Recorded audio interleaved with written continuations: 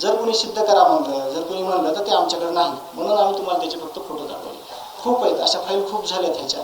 जेवढी डॉक्युमेंटरी तपास यंत्रणेकडे नसेल तेवढी आमच्या मसलवाल्यांनी तयार केलेली आहे.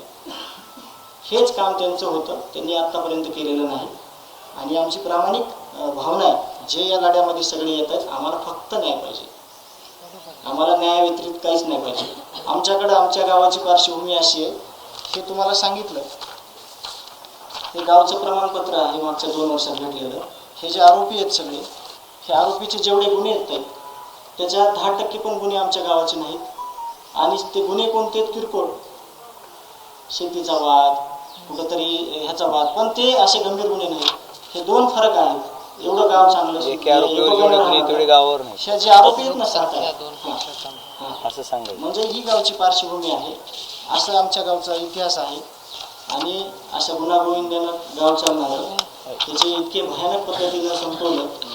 आम्ही आमच्याकडं कधीही आम्ही ह्याची उणीव भरून काढू शकत नाही. हे सगळं तुमच्याकडे येतं.